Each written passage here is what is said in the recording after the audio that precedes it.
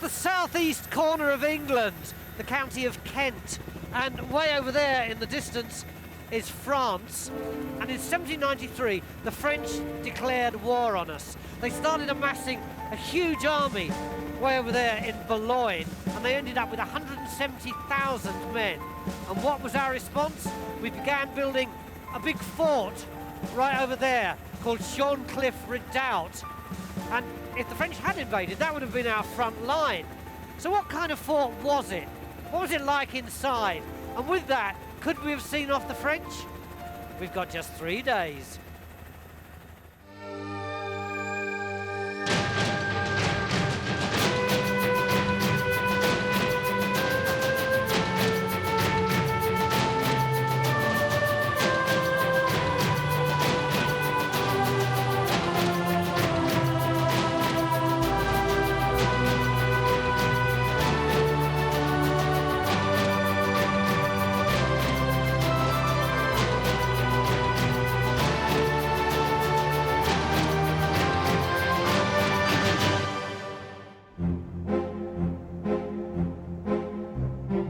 This southeast corner has always been vulnerable to attack.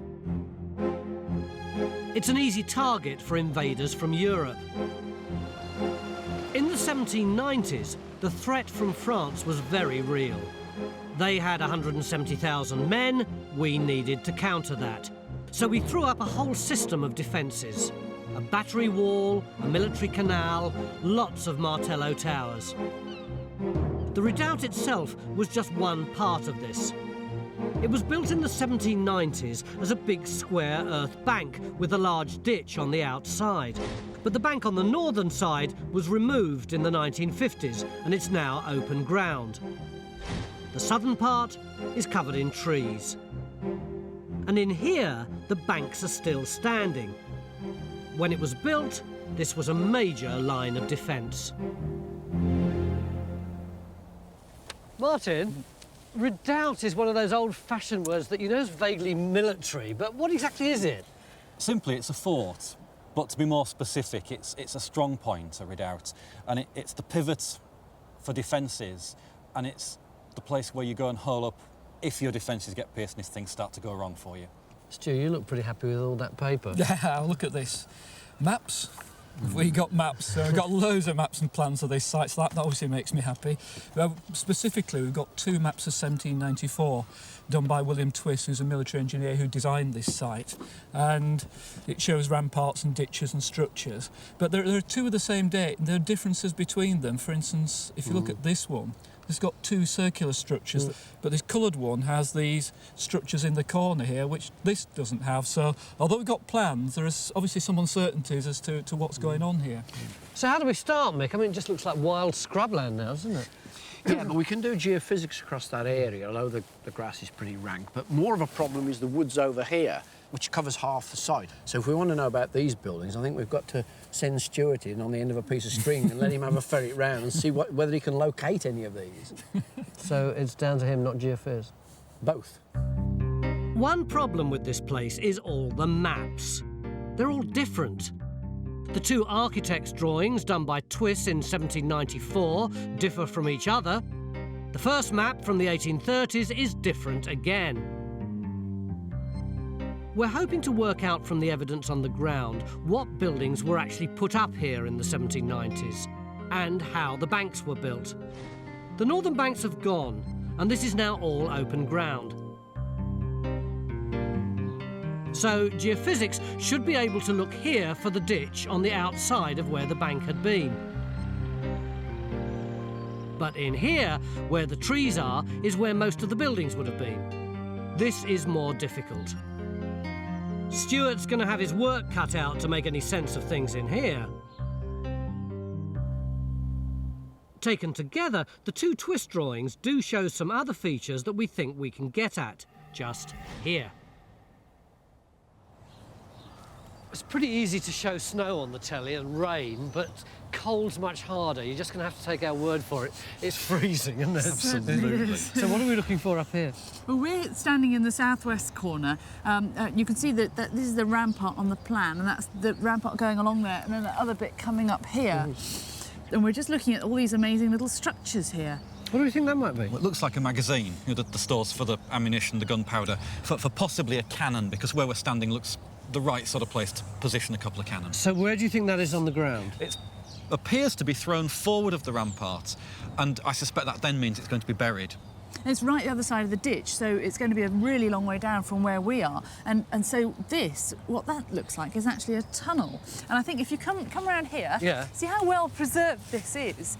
It looks like there could easily be an entrance to the tunnel here. All we'd have to do is cut it back and it should be there ready and waiting for us. So shall we get the people in to sort that out? Yeah, definitely.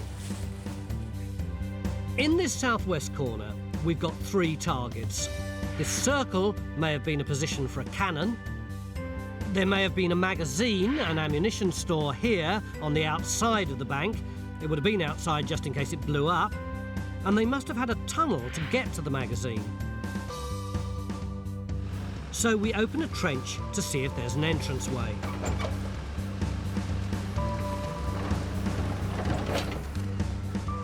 On top of the bank, Geophys can get radar in to see if there was a cannon position here. This part of the bank's very wide.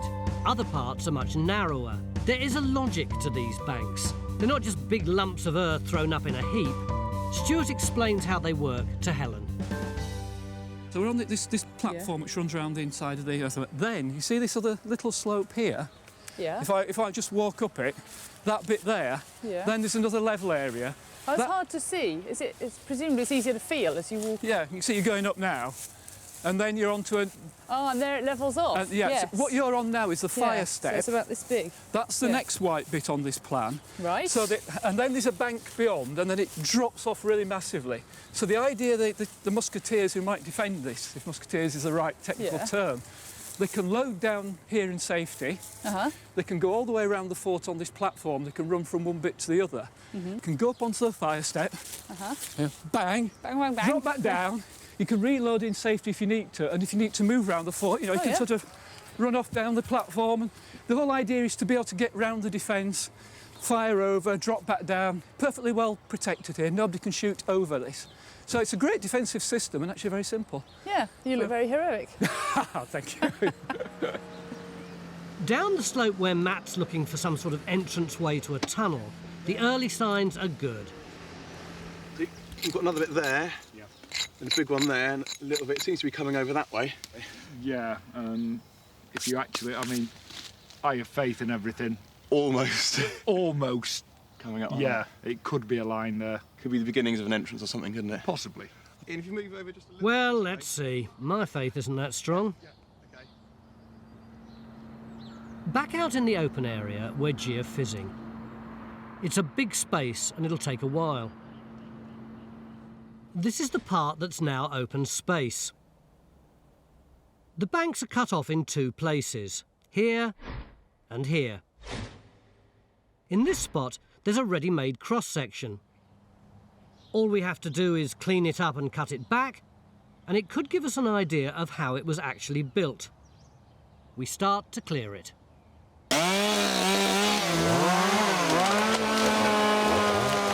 We've been told by the local wildlife group that removing some trees in here would actually be a help in encouraging wildlife to return.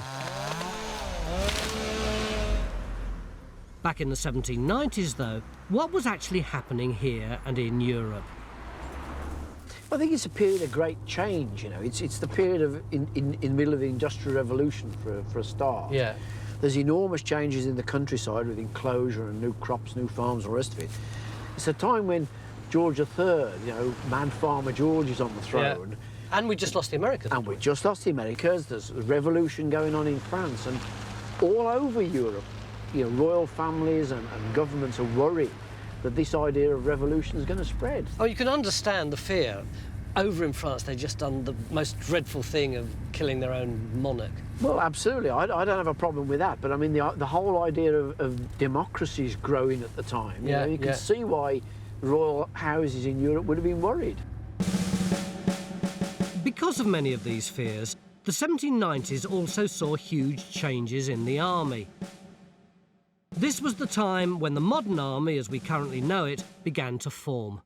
And Shorncliffe was right at the forefront of that. I gather at this time, though, there was a professional army, which I didn't realise. I thought everybody was just sort of recruited from local villages when they needed them. The army's very small. That means it's quite cheap because you don't need vast numbers of soldiers, because our main line of defence, of course, is the Navy.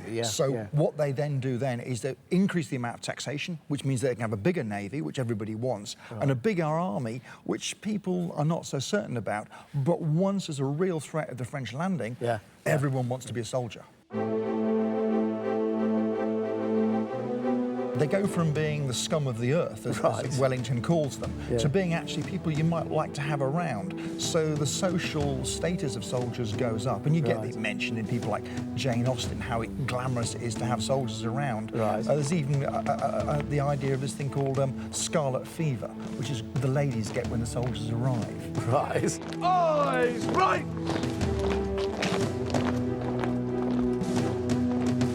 In the northern part of the site, the open area, John has now geophysed the edges. He was looking for the ditch on the outside of the bank. Look, these are the magnetic results. The red is the really strong responses. We've got this clear band curving round. I'm sure that's corresponding to the bank and ditch of the defences. Obviously, they're flattened out now, but they're still surviving in the magnetics. I mean, there's some real hot spots in here. How big are these? Well, look, that's a sort of 5 metres across. Oh, there. right. Big as that? That sounds like a big trench bit. What sort of size ditch are we talking about for this? It's a proper fortification. It's a big ditch. It's not a decorative feature. 3 or 4 metres. See, I told you we need a big trench, mate. Look, to get that full depth, we're going to have to go, what, about 3 bucket widths wide, I reckon. Then we can sort of step it in, and then maybe 1 slot right through the middle. Because really, we've got to get right to the bottom. There's no point in doing half a job. Phil's big trench is here. He's hoping to find a large ditch. The trench looking at the makeup of the bank is here. Together, these 2 trenches should tell us a lot about how this place was built. In the southwest corner, digging slow. We're still looking for the tunnel entrance, but we've hit natural. It doesn't look good. On top of the bank, we're looking for a cannon position marked by a circle on the plan, but it's slow work by hand. And Helen's trying to work out where to put a trench in her search for the magazine. It's going straight, it's going up this rise here. All morning, Stuart's been wandering in the woods. He's trying to find a way of locating these buildings inside the fort to see if they were built. Using geometry, he's trying to tie the building in the centre down. He needs help, though, as he can only do it if he has 2 corners. And there's enough geometry in the layout of the fort to be able to work out where the centre is, and it should be in the centre of that cross-shaped building. So, using kind of technology, I think we can work out where that is, but I need a bit of help from you guys. Chainmen, right. OK, Henry. Okay. Yeah. Can you go to the far back of the entrance there for us, Ben? Yeah. That's better. You're right in the centre there. Can you see that? It's not as simple as it looks. How straight is that, Henry, with that pole? The other side, isn't it? It's getting messy now.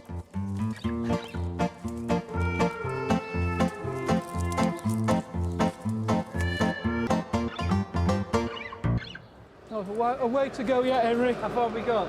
About halfway. It's been bitterly cold all day. Reluctantly, we take refuge. There you go, Tony. Oh, Stu, that's a first, isn't it? You didn't have a tight Yorkshireman or anything? You're a Yorkshireman, are you? Oh, I didn't know that. All right, so where have we got to then? Interesting question. Raysan scaled this plan against the existing maps, and so we've got a really good correlation between what we know was there and what's on this plan. And what it's thrown up is quite interesting. Helen's already put or marked out a trench just down here, haven't you? Yeah, it's a really good lump and bump. But it falls sort of in no man's land, according to the scaled plan. It's somewhere about there. Well, that's completely in the wrong place.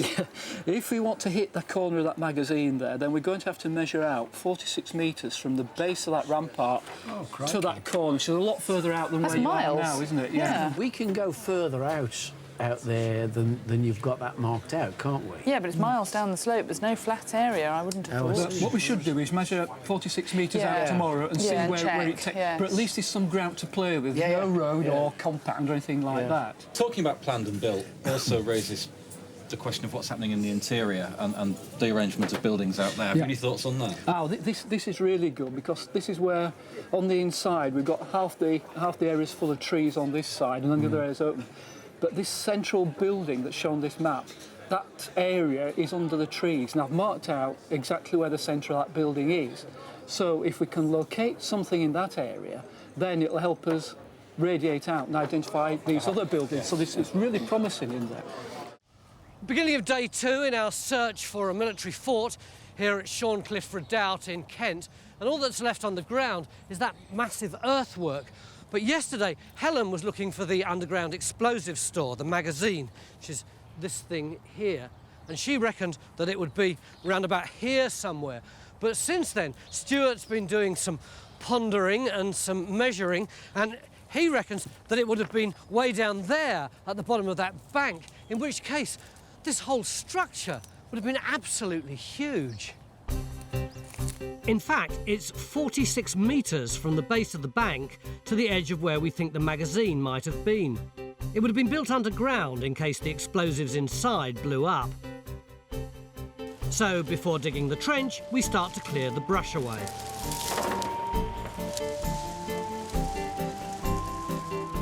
In this area, on top of the bank, we opened a trench to see if we could find a gun platform.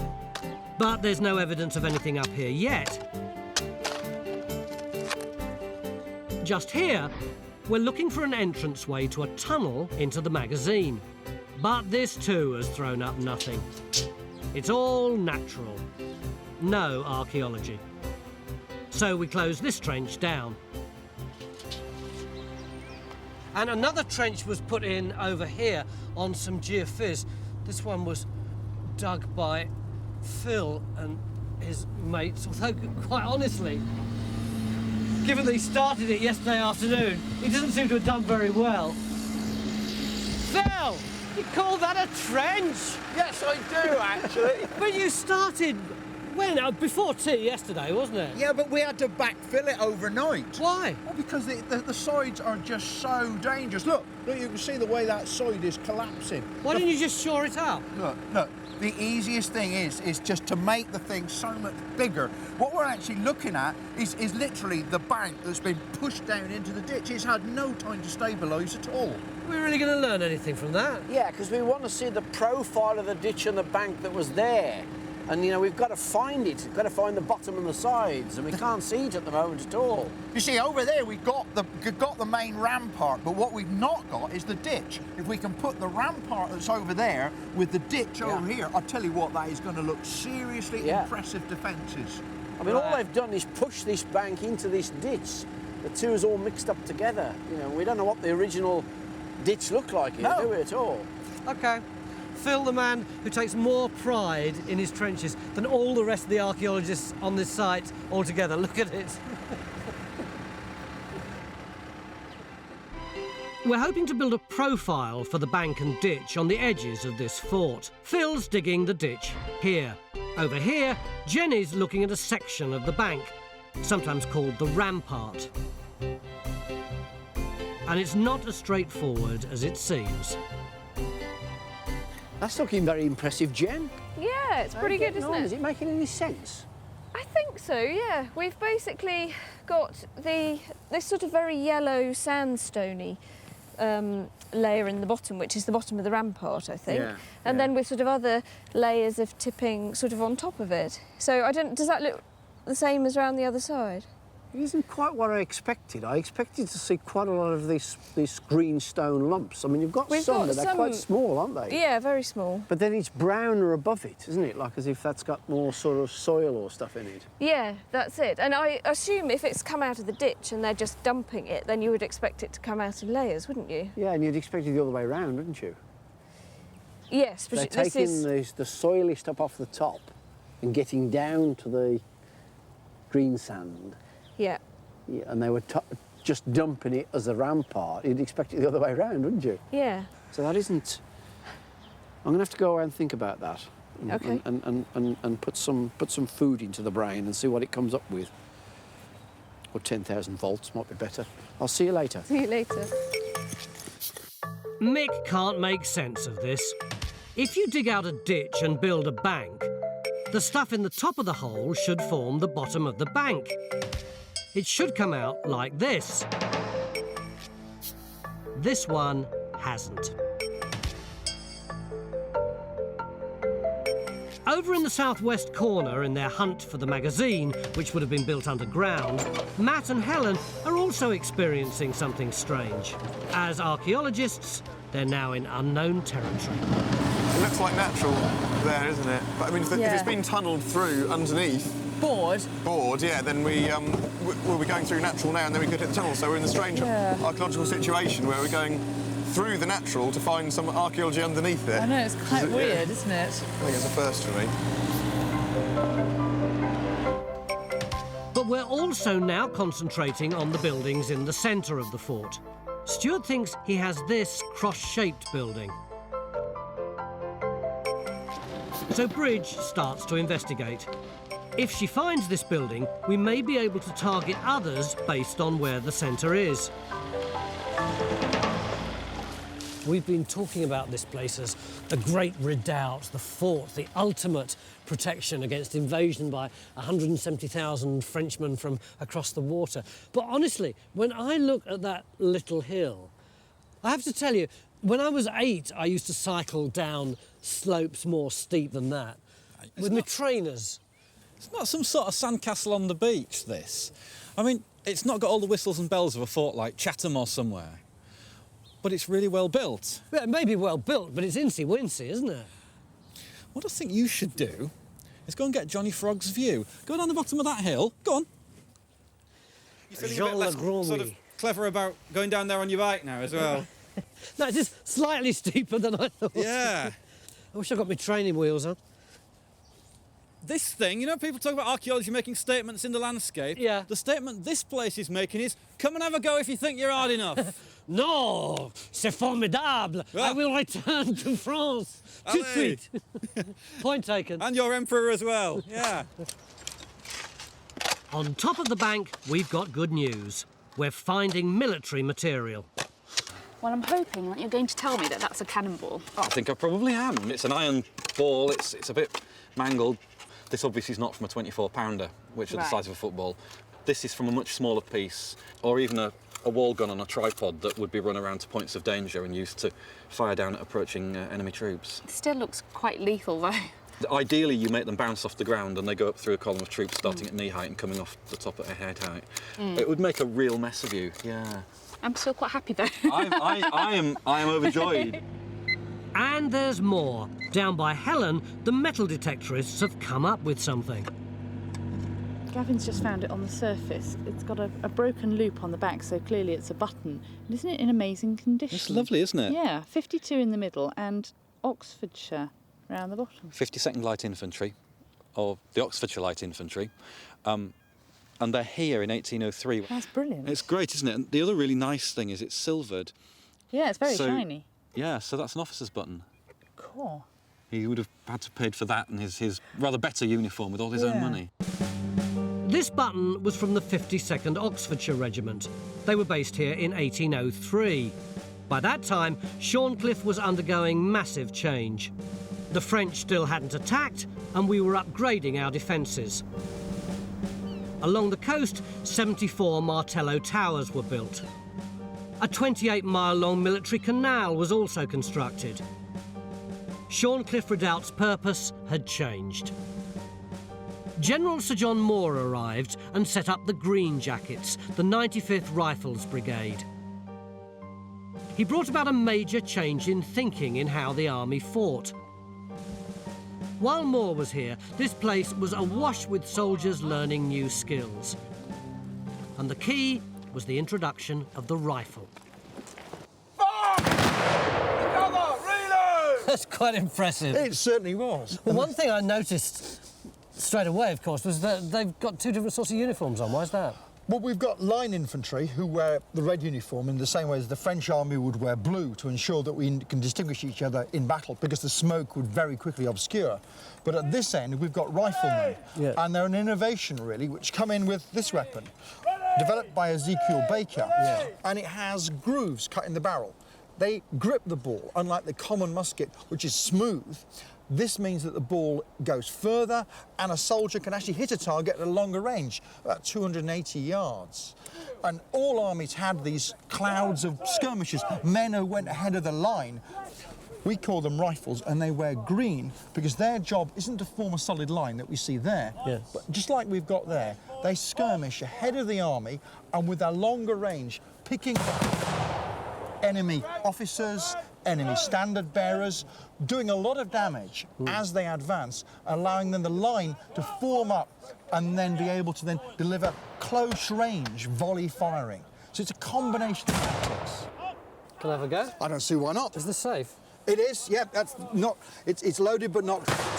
So like this? No, it's going to be in your other shoulder. There's no such thing as a left-handed musket, I'm afraid. It's going to have to be in there. Right. All right, and then you're going to put it in nice and tight and support it.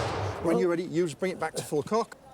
Look down the barrel, remember, aim at your target. 1, 2, 3, fire. There we are. I think I got a Frenchie, sir. Certainly did.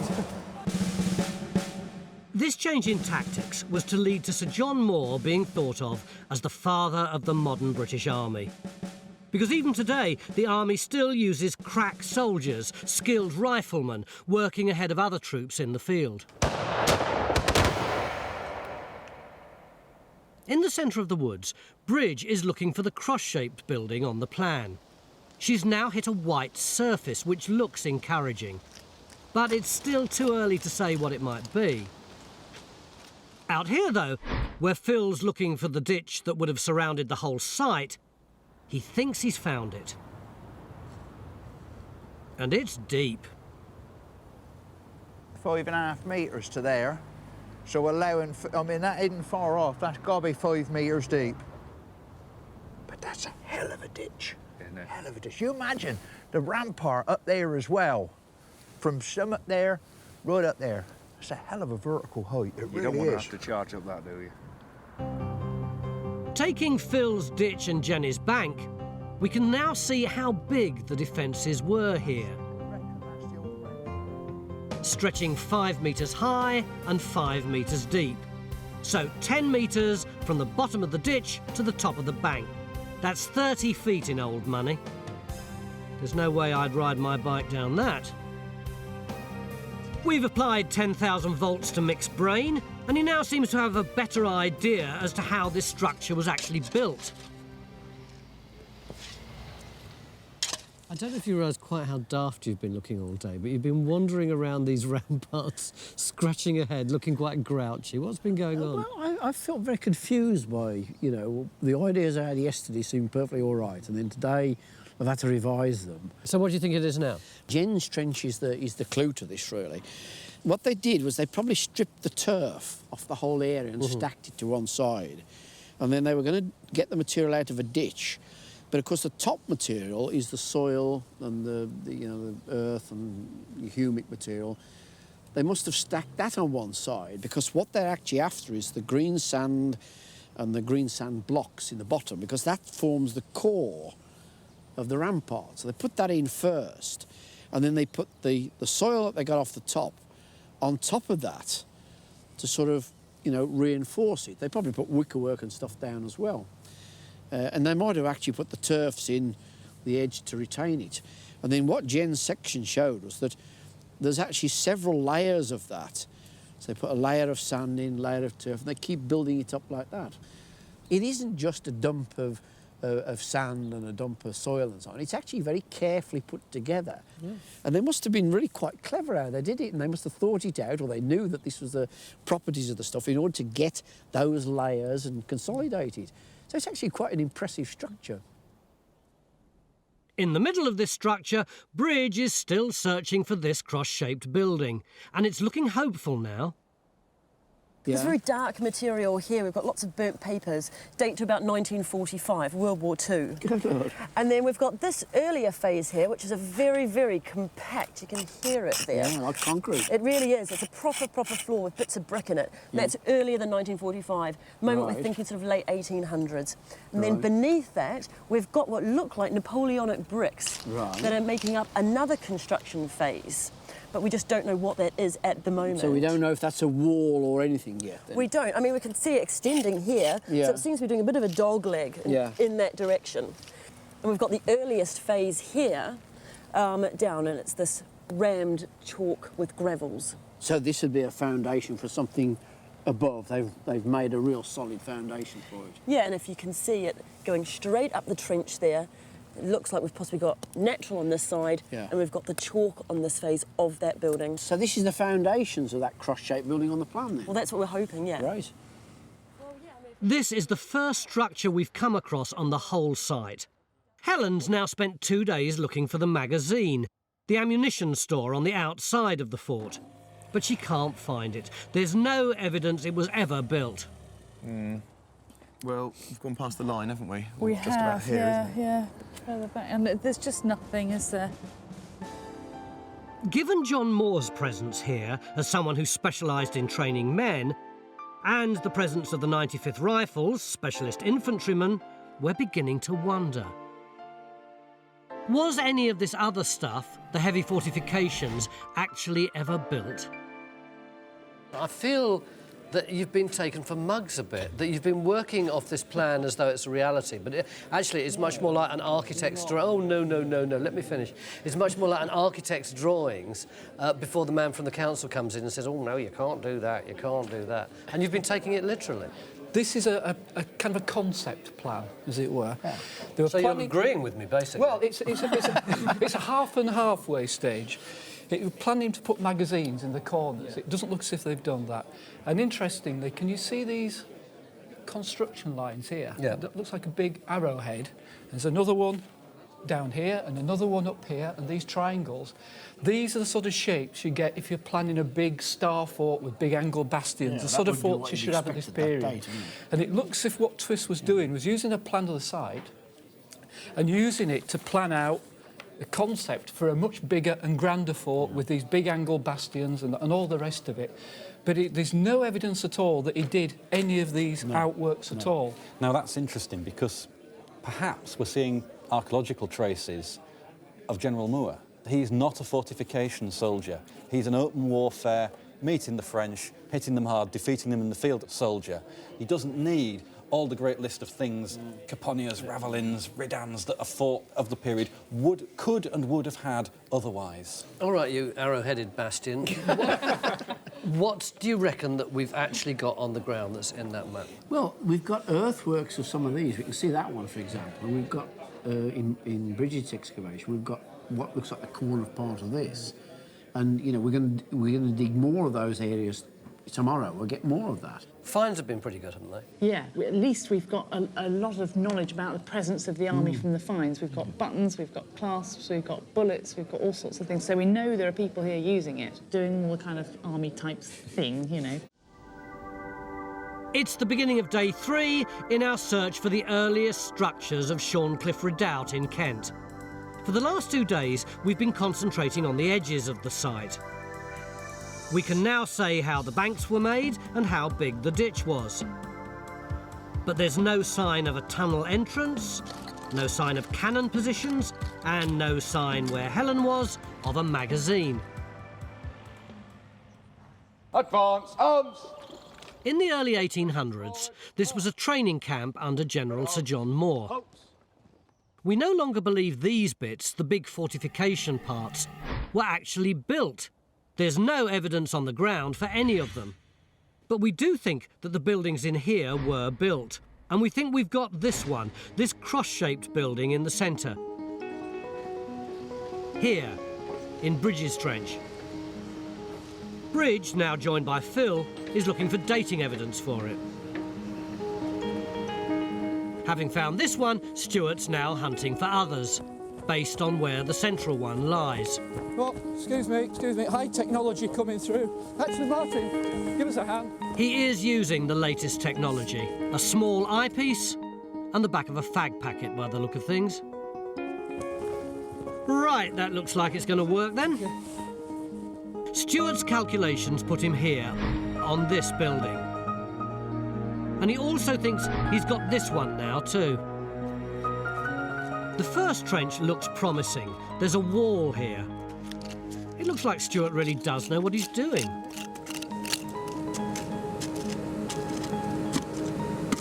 There we go. So there's that edge, that black edge there, Ian, and you're only, what, about... I reckon you're about that far off it. Back in the trench in the centre, Phil and Bridge are having trouble working things out. But the bricks they're finding are the key. See, that is a handmade brick. Look, it's smooth on all sides. In fact, it's reused because, look, that's the earlier mortar, that yellowy stuff.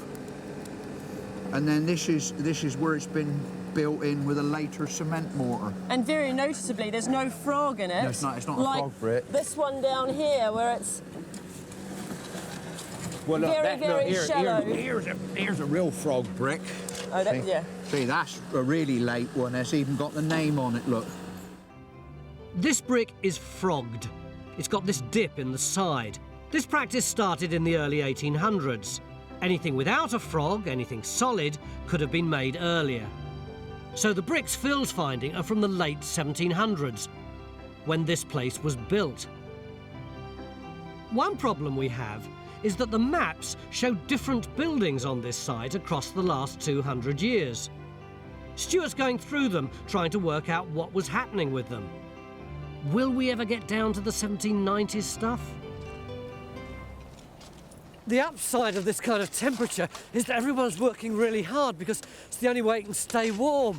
Raksha, how are we getting on here? Well, doing great guns here. Currently have two phases of building. There's a 1930s wall coming through, and we also have walls of an earlier stable, which should be mid-19th century. We haven't quite yet found Twiss's earlier building, but those cobbles are looking quite promising. Excellent, so we might have Twiss in there after all. Helen, you've got a trench here, haven't you? Yep. And it's absolutely full of demolished building, but it's all 20th century at the moment. And I don't know where this earlier building is. It's supposed to be in the trees. Not here yet. But you think you may have a bit of Twiss here? Hoping still. Right, well, that's not the trench where we're hoping that we'll get the big discovery. That's down here. Jess, can I come in your trench? Oh, nearly broke my neck then. Right, Phil, come over here. Hang on it. Now, I know that at some time, where are you? I know at some time we had lots of different layers of occupation, didn't we? Have we sorted those out yet? We're getting there, we really are getting there. I mean, we still think this could be Napoleonic, these surfaces. We're still not 100% certain, but we could well be looking at Napoleonic levels here. What we're certainly looking at here is we've finally got solid brick walls. And here would have been one wall, that's been robbed out. But here and over here, we've actually got walls which are part of the structure. And are you sure that it's late 18th, early 19th century? Yes, because you see these bricks here have got a frog in them. They're not a well-developed frog. You see that slight dishing in the top of the brick? Yeah. These are some of the first bricks that would have had frogs in them. And over there, we could well be into the main range. That's a heck of a mess up there, isn't it? Yeah, I know, we're sorting that out. See you later. One big positive here is the finds. We found lots of military material, buttons, bullets, even a programme for a boxing match in World War II. Most of this, though, was found on the edges of the site. There's very little from the inside. In Phil's trench, we're still investigating this floor. We think it's from the 1790s, and so far it's the only part of the site that we think may be from the original Twiss plan. We're still looking for definitive evidence of that. It's difficult, though, with all the different layers coming through. Do you think there's concrete in it?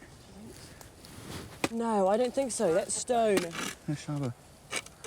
No, this is this local stone. We've been seeing it all around the place. It's got concrete. Do you think so? Hey? I think so. Well, look, it's got little stones in it, little stones. Look, and look. There's even a layer. Look, there's a little skim on the outside of it. You do get bending though in stone, don't you? Can't believe it. That is. Look at that. It's got to be that. Look at these inclusions. Yeah, you're right. In it. That is. It's got these inclusions. That's concrete. Well, that's disappointing, Phil. Well, I know it's disappointing, but it doesn't change the fact. It could actually be an old wall with a concrete face on it. Still could be quite old. You convinced now then, are you? Well, yeah, I am now, yeah. Let's get on and take the rest of this wall out. Go on. The walls we're coming across, here where Rackshire is, and here where Phil is, are all later than we'd hoped. They all date from the middle of the 19th century. We're still desperate for earlier material. But it's day 3, and Stuart has been piecing things together. Looking at the maps of the site, we have a large house in there called Redoubt House. This was built sometime after 1844, but this map shows it really clearly. The big house there with the stable block at the back. And of course this whole area is going to be turned into a garden to go with the commandant's house. It's the most prestigious building on the site there. And there's actually a drawing of it done. There it is. You can see it like a two-storey building. But what you've got going with this house is obviously gardens around it. Give it privacy. It's shelter from the rest of the camp. If you come along here, what they're doing, big house is over there, right? And they're using the old rampart as a terraced walk. Go all the way around it. It's funny, when I came here first, you know, and looked across it, I thought it looked like one of these overgrown Victorian romantic gardens, which of course is what it is, isn't it? That's right, yeah. But also what they did here, this is the best bit, really. What they've done is just adapted what's already here. But interestingly, the rampart that goes that way... That's the one facing the sea? That's what they've done is lowered it and reduced the width of the outer rampart so they can look out over the sea. That's a two-storey building. Nice view from the house. The commandant from his bedroom can open the curtains, look over the garden and see the sea. It's rather nice, isn't it? Very good, very good. These walls all date from the time of the big house built by the camp commander in the 1840s. Their layout matches the layout of the stable block. And Phil's now hit something very deep to the rear of his trench. It turns out to be a cellar, again from the big house.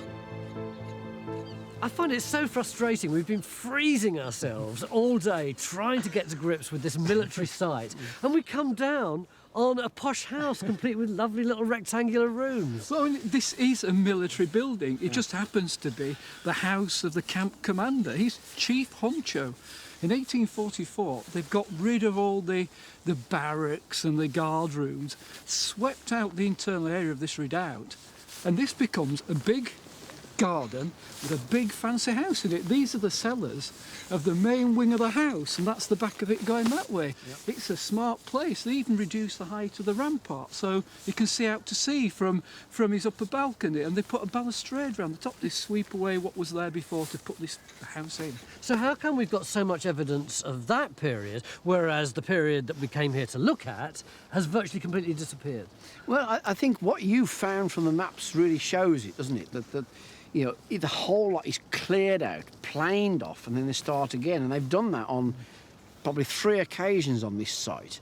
And we were learning this about the sort of 18th, 19th, 20th centuries, you know, that there are some people with enough power and money and everything to get a complete landscape altered. I thought it was the kings and queens and aristocrats who did that, though. Well, yeah, but the military is another aspect, isn't it? It's part of the arm of government. It's got the labour to do it. And it's certainly got the labour, because, you know, if you don't employ the soldiers to do it, you get them to whitewash the coal, don't you? You've got to keep them occupied. So they might as well do a bit of land clearance and make a posh house. Absolutely. At least we've got the early floor. Or do we?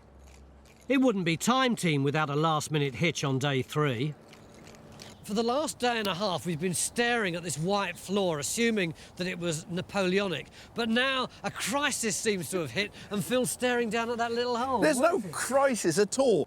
This gravel here is the actual foundation of the commandant's house. Now, if you look this white material actually sits on top of the gravel of the foundations of the Commandant's house. So this white material has got to be later than the foundations of the Commandant's house. It cannot be Napoleonic. Well, that might not be much of a crisis to you, but for me, it means that every bit of evidence that we've got for the early phase of this place has completely disappeared. Oh, no. We knew it had a racking... Yeah, but we didn't know how it was built and what it looked like. No, we know the story. I could see it from the hotel window. As it looks now. We wanted to see what survived the Twisser's time. We've got Twisser's plan. We've shown that the ramparts were built exactly as they're shown here. We've shown what wasn't built. We've got buildings in here. We've got the same footprint of those buildings shown in 1834, nearly 40 years later. But there's clearly been a lot of alterations, additions and demolitions. But it's basically the same plan, isn't it? These buildings were here. We've got the evidence they were here. OK, we may have the written evidence that they were here, but is there one jot of evidence archaeologically in the ground that there was something here in the late 18th, early 19th century? Yes, I believe there is. What we've got are handmade bricks. Now, those are certainly got to be late 18th, early 19th century bricks. Could have come from somewhere else. And they could have come from somewhere else, but if you've got brick-built buildings on the site, what's the point of bringing bricks in? You've got more bricks than you want. You reuse them. I mean, you want to see the evidence in the ground, Tony. You can't find archaeology in the ground if the ground itself has gone. Fire! Cover! Reload! I'm standing in what was Britain's first response to the French threat of invasion. A massive earthen fortress that would have dominated the skyline. We haven't found any evidence of the grandiose improvements that were planned for it, but that must have suited Sir John Moore really fine, because he believed that an army with superior weapons and tactics didn't need to hide behind huge fortifications. And he put his theory to the test right here, making this the birthplace of the modern British Army.